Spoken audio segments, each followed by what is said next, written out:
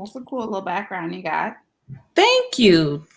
Thank you. Thank you. We are live. Let me do the countdown. Oh, I don't even have it on here.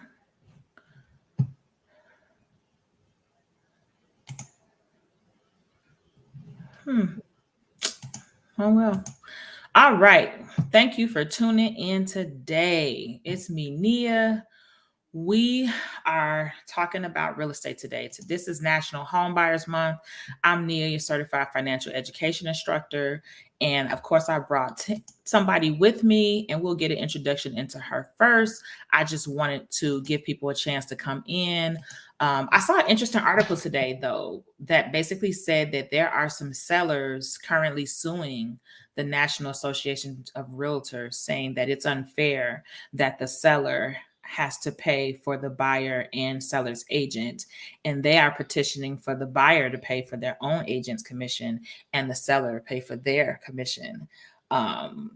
I mean, as Like they don't have enough fees that's already. what I said. That's exactly what I said. Closing I'm costs. like, they already have this long list of fees that they have to pay as it is. Like, are you telling me you're going to add more? Wow, you have to send me that article because I have to read that. I That will is send it. Like, yeah, they're in court right now. I did not know that. One of my other personal finance creators told me about it, and I was just like, ooh.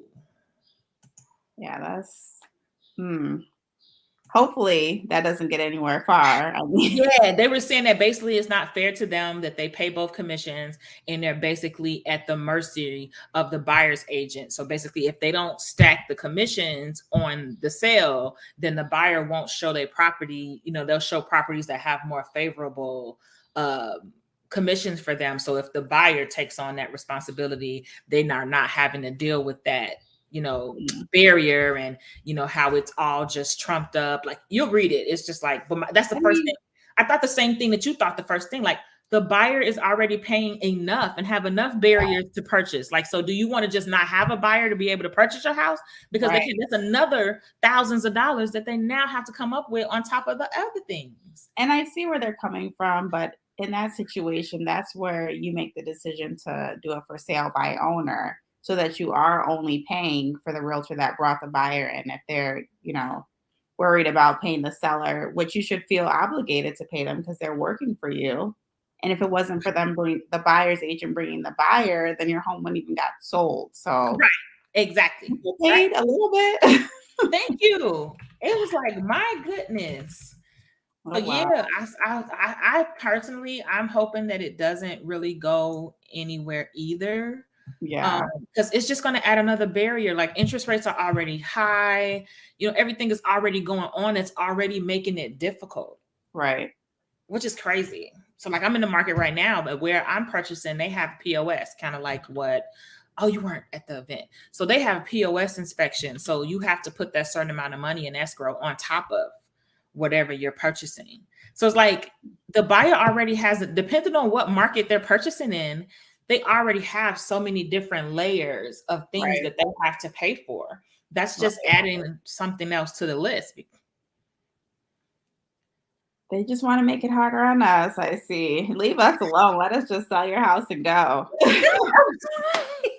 I was like, I agree. I understand kind of where they're coming from, but at the same instance, it's like, gosh. Yeah, Like, you got to think about both parties too. both parties, and you're not thinking about the other part. Like, you're also making it attractive for the buyer to purchase because they don't have to pay that fee.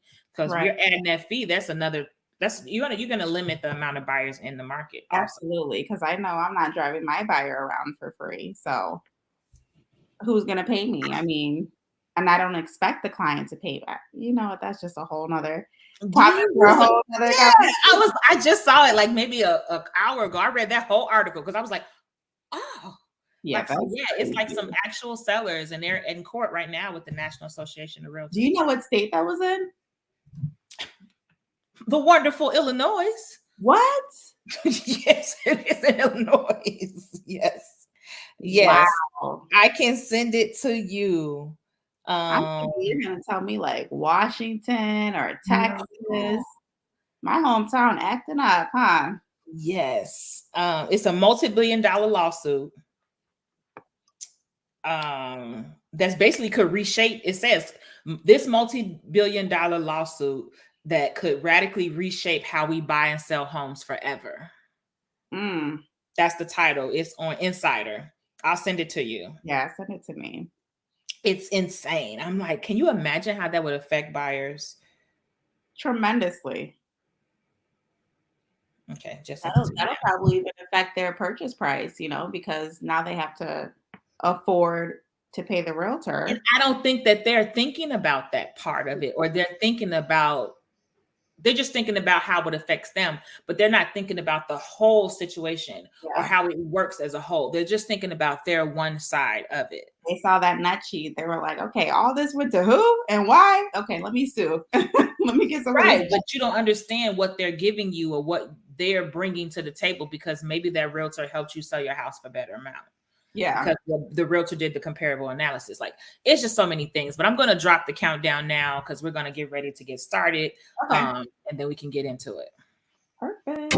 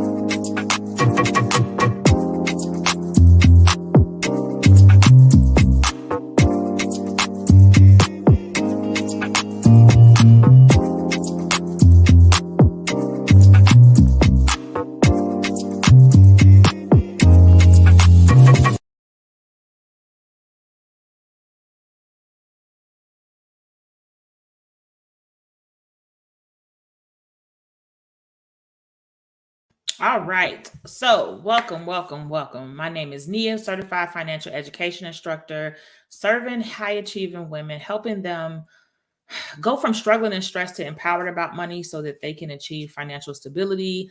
This month is June. It is National Homebuyers Month. We are talking about home ownership. If you haven't been watching or seen any of the past videos, we've been talking about home ownership all month. If you are watching this on the replay, I know a lot of you do, make sure you type replay in the chat.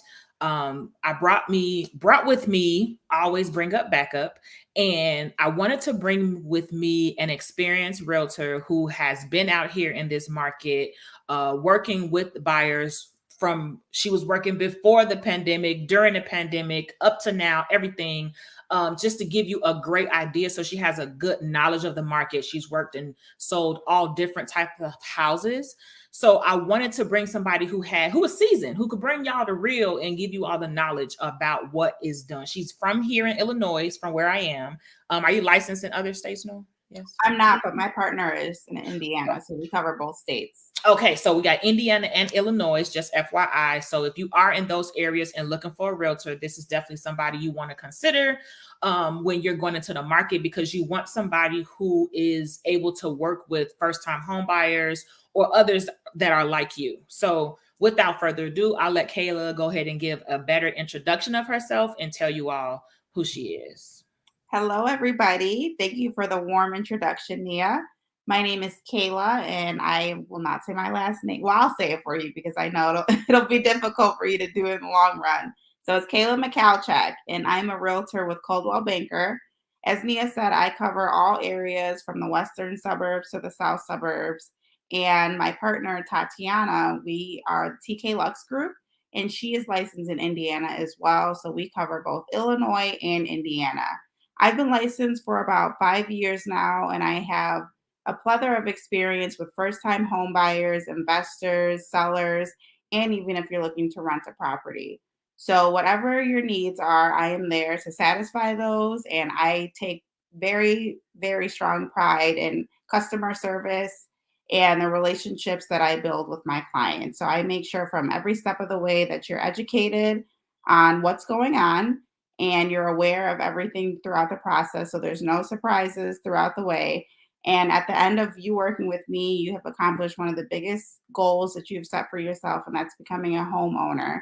And that is something that I really find joy in, is seeing a lot of my clients that didn't think that they can purchase are able to purchase a home and become a homeowner. Nia, you're muted.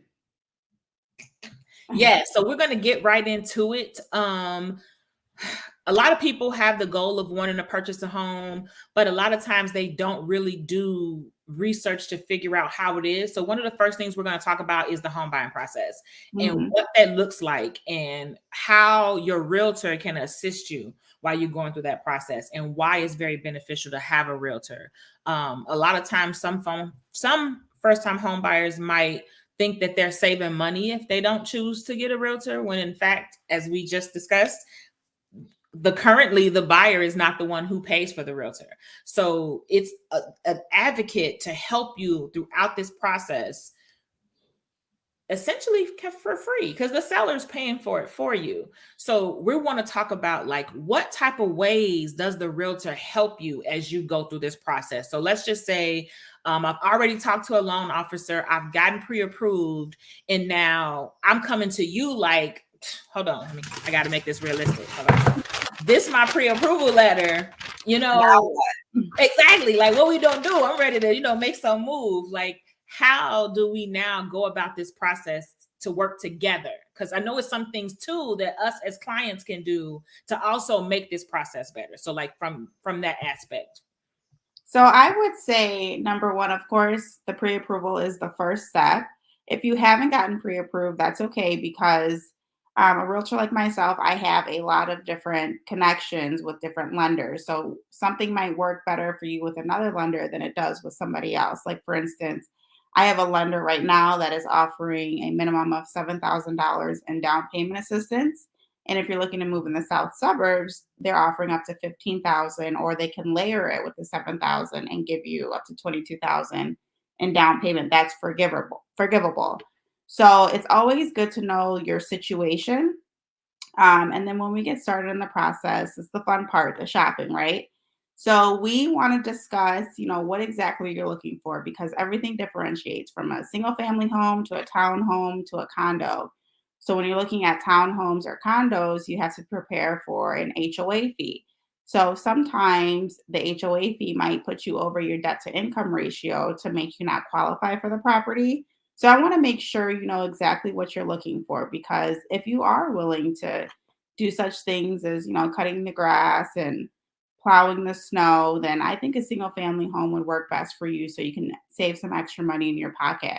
But if you're more of the type of person that just kind of wants to get up and go, don't have to worry about any lawn maintenance or anything outside of your home, I would say to go with an HOA. And also for amenities, like in a condo, you'll find an exercise room, a clubhouse, a pool, things like that.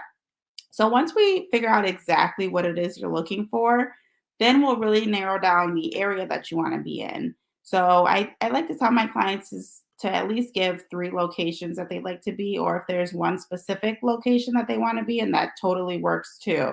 So when we look at the different locations, we have to kind of adjust the price to that, because real estate is all about location, location, location. So you can have an area that's top of the line, has everything that you need, but the taxes are going to be higher due to the schooling or whatever else that the city provides.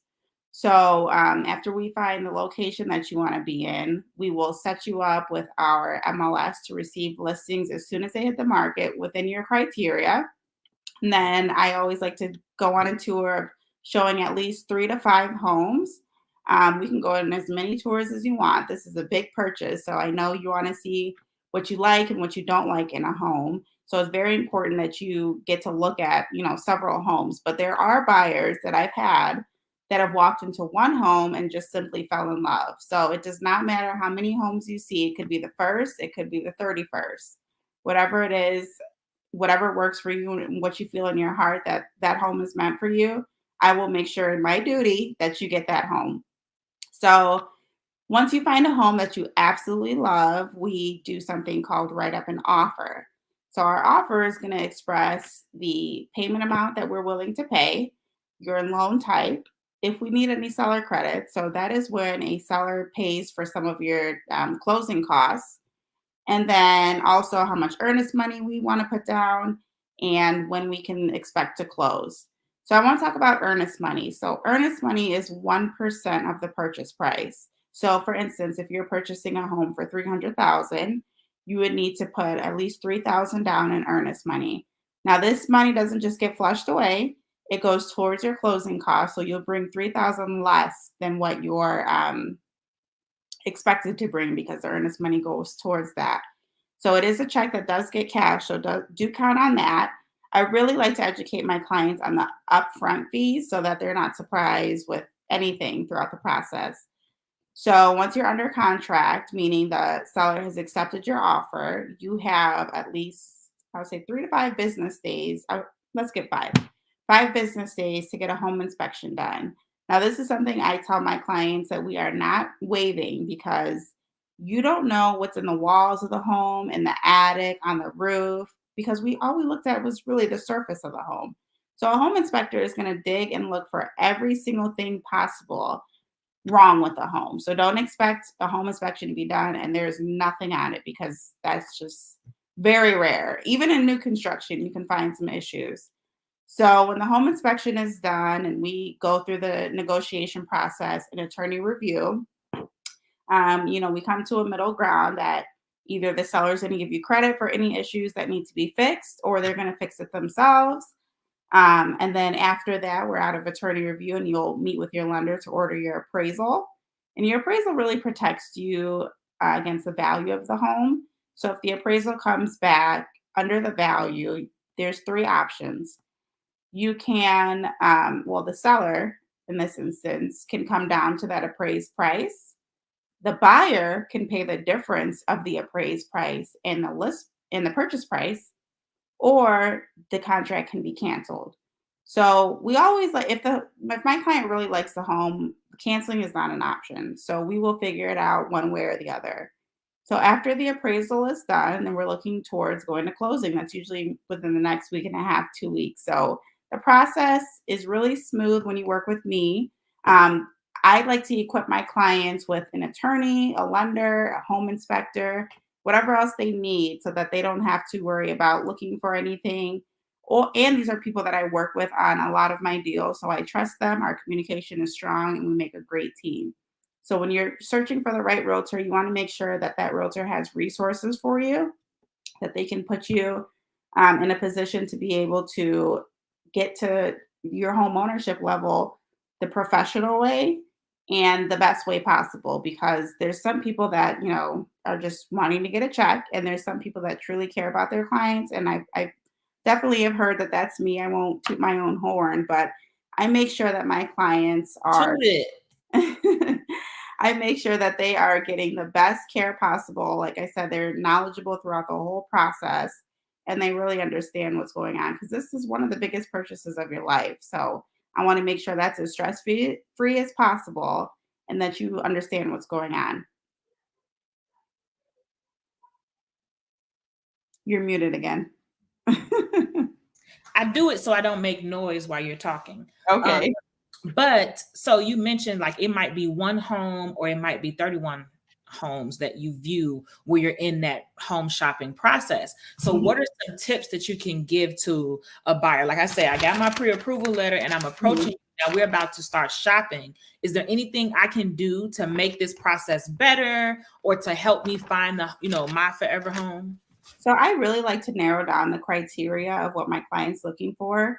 The bedroom amount, bathroom amount, exactly any details that they might want a fireplace, they might want a swimming pool, they might want a 3-car garage. So when we're looking at stuff, we're not looking at anything that has none of that on their list. So we make a needs and a wants list. So we're really aiming for what's on the needs list to get taken care of. So as far as, when you have your pre-approval in hand, I will go over some questions with you on the phone just to kind of get an idea of exactly what you're looking for. And then I will set your search criteria up so that you receive nothing but what's in your criteria.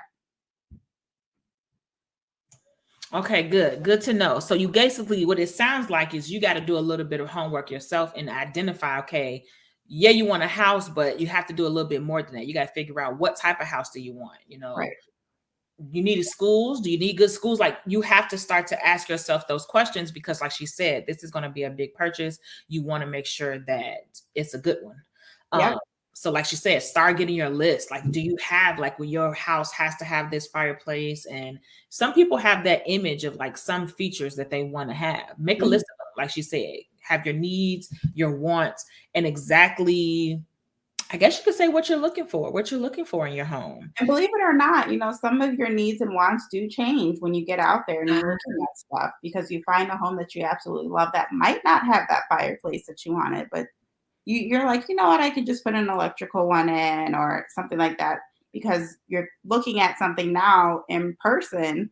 So you're seeing how you can adjust to it. Not saying that you're settling because you're still able to get what you want. It's just maybe not a gas fireplace. Exactly right. It might not be a deal breaker. Like, so some Right. things that you want, they're just that you want them, but you're okay Absolutely. with if they not.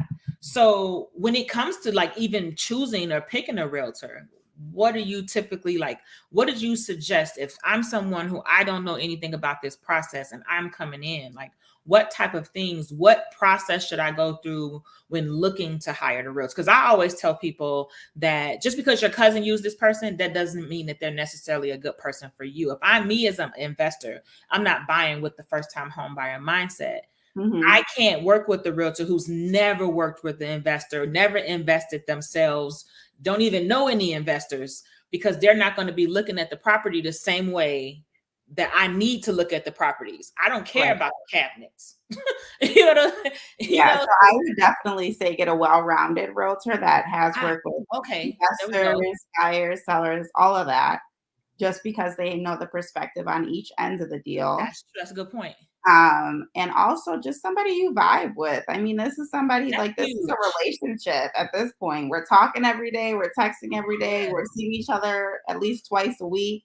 So if you can't stand somebody and kind of their presence, I don't think I could work with them. So make sure it's somebody that you can really energy wise click with. And not saying you guys have to have everything in common, but somebody that is on there that knows their stuff, knows exactly what you're looking for, isn't too pushy on you, and kind of understands your process and your end line goal. So I think what you said is huge too, though. I think vibing with that person is important because you will spend a lot of time with them. Hmm. Let's just say you do have someone that goes and views 31 properties. That's a lot of time you're spending with this person. So you do want to make sure that you all vibe. You Right. also want to be a good communicator. Hmm. Your realtor is not psychic. They're not here to read your mind. You have to be able to communicate to them what you're looking for, what you like, and what you don't like. Right. But I think she made a good point. If you get somebody who's well-rounded, they'll be able to give you things because they'll ask the seller questions that you didn't even think to ask, or that Right. you don't even know is good to ask, but that you didn't even know you needed them to ask until after they ask. And you're like, oh, like that's a good question. Like, Yeah. yeah. Like Yeah. you like, And okay, what's the somebody answer? that's also patient because as a first time home buyer, this is Yeah. their very first time doing this. Mm-hmm. So somebody that I mean, I have a client that came to me recently. They fired their recent realtor because they told me that the realtor got mad that they didn't want to get the house that he showed him. It was probably like the second or third home, as if like it was like a time waster. Oh, So you have to find somebody that's patient with you. Again, yeah. understands what your end goal is, so that you make sure that the home that you choose fits all of your needs. When So I what? oh, sorry. No, go ahead. I was gonna say when I got my first property in 2010, like when I bought my first house, I ended up firing my first realtor Why because was that? what she would do is as soon as I'm talking like we just walked past the first threshold getting into the house and she like, this is it. I'm like, we haven't even seen the kitchen. Talk Like about this is it. yes. I mean, and she would say it like with so much enthusiasm, like, this is it. And I'm Yeah, like, we haven't even seen the house. right. And Like, I like to read my clients to see what they think, their first impressions. And I'm not, not going to say this is it. I mean, But she would say it as soon as we get in the house. And it's like, come on. So I felt pressured. I yeah. felt like she was pressuring me. And it's like, it being my first experience, I felt pressured. I felt like me being young, I was 23 at the time. Okay. So I'm like, ooh, like I don't want, at this point, you start to feel like you said that your customer felt with their previous realtor. You Mhm. start to feel like they are pressuring you, like, oh, I'm wasting your time. But Right. I'm not. I'm trying to find a house. Like I want to buy a house, So Yeah. I think that that's a very good point. Finding somebody who's patient with you, and understand that you're not the professional in this. You are the buyer trying to learn. They are the one who they might go through this process a lot. So I think you brought up some really, really, really great points. The last thing I would want to ask is, do you have any like lasting, two things. The first thing is going to be tips and tricks, Okay. like tips and tricks that you can give just for them going through the process. We do have a mortgage broker coming on Thursday. So we're going to go through like the full approval process and what to do if you have like bankruptcy, collections, or things like that. So looking at more so the process of buying a home and working with the realtor, if you would give like, oh my gosh, I wish all my clients knew this coming in, what would it be? So be upfront from the jump of what exactly you're looking for. Are you looking for investment property or are you looking for a home to live in? So that's number one. Be upfront about your need. Number two, be upfront about your needs, especially if it's a school district that you want to be in or a specific area, because you want to stay on track. That's what I've noticed with a lot of my first time home buyers is we start to kind of weed off the track. And I like to always regroup at least once a week. Okay, here, this is where we are. And we have to stay on this path to get to the finish line, right? So my tip to you is to stay with one thing. If single family home is what you wanted to do, stick with it. Don't start looking at condos or townhomes because you're only going to confuse yourself. Another thing is, which I'm sure the lender is going to say, have some money saved. Make sure you are not going into this with only $500 in your bank account because you're going to need earnest money. That's 1% of the purchase price. You're going to need a home inspection money and you're going to need the appraisal money.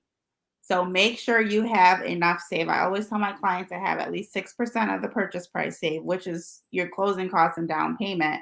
But with working with me, I like to get the seller to pay at least 3% of that. So, any other kind of tips that I can say would be to study your realtor. It's okay if something is not working out after viewing a couple of homes and you just don't feel like they're doing the best job for you.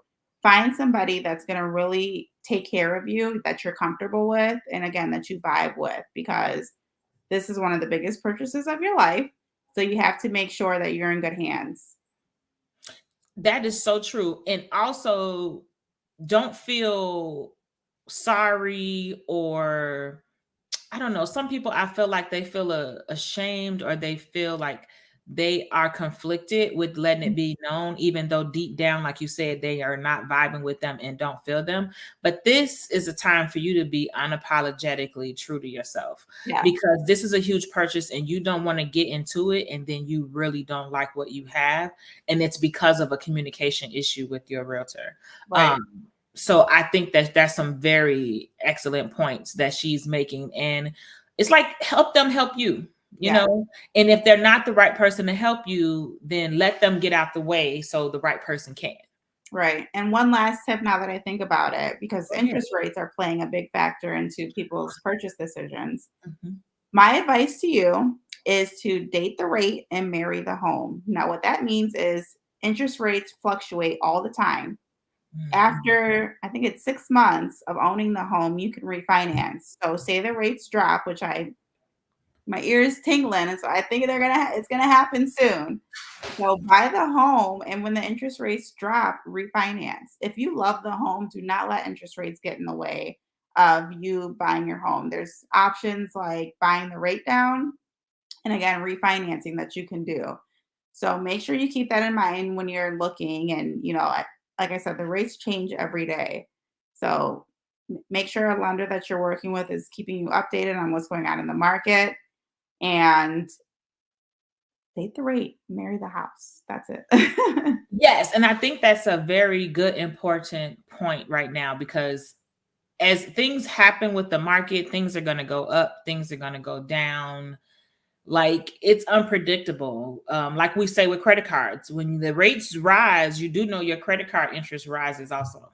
Right. Like, so everything that an interest rate affects it, when it's going up and down, that rate is going to go up and down. So it's just really learning to be strategic, and you want to be more strategic about making your purchase. And I think that that's another important factor of having someone who's more seasoned and educated in the process, like, to help you, because they'll be able to give you good and sound advice like that and tell you Mhm. how to navigate that process.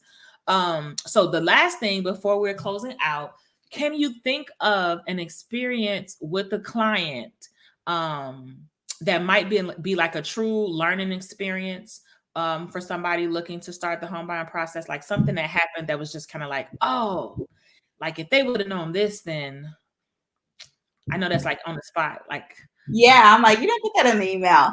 I So, didn't. let's see, an experience that But I I feel had. like you probably have like hundreds of stories, but I do. So, one piece of advice, if I could say this, is don't be scared to do it alone.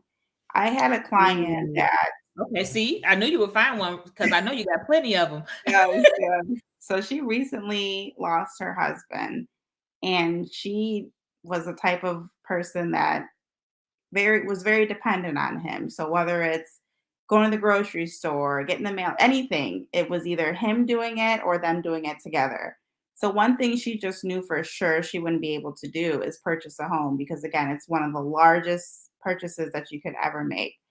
So I met with her, and she just touched my heart from the beginning. Like, that's, I call her auntie. That's my girl. I went to her home buyer event, or I'm sorry, her housewarming. There we go.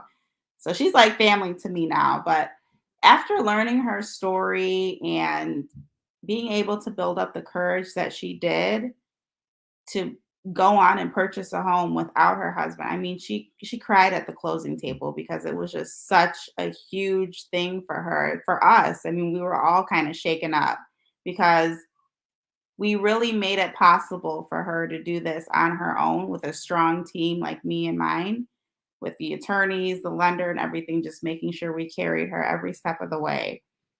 So just doing stuff like that, I mean, that's one of the stories that will stay with me forever. Just knowing that I not only do I like change people's lives, which I'm so honored to do, but I really get to like be a witness and see like independency. I'm all about that INDEPENDENT because she did it and she didn't think that she could do it without her husband.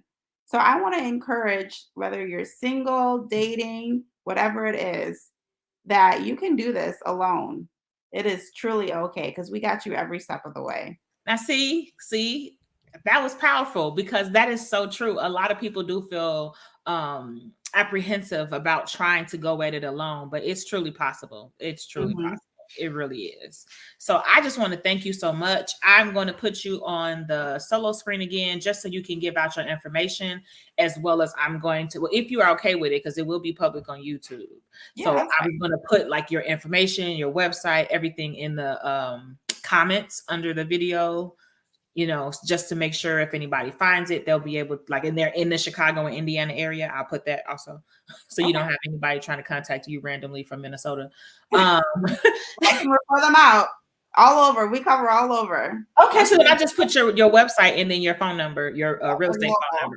Okay, so Okay. I'll let you go ahead and say if you could let people know where they can contact you. So again, my name is Kayla Mychalczuk, and I am with Coldwell Banker. You can follow me on Instagram at KAY Shy, like Shy Town Realtor. So I'm on Instagram, I'm on Facebook. My Facebook is my first and last name, Kayla Mychalczuk. And you can reach me through email at kayla.pryceteam@gmail.com, or feel free to give me a call or a text at 630-765-2447. It was a pleasure speaking with you all today. I hope that I encourage you to make that next step and to purchase your first home or maybe even your third home. I'd love to work with you. Okay, thank you, thank you, thank you for giving us your time. I truly appreciate it. Again, if you are watching this on the replay, please make sure you type replay in the chat, and please like, follow, subscribe, share, whatever platform you might be watching this on. See you next time. We're out. Hold on.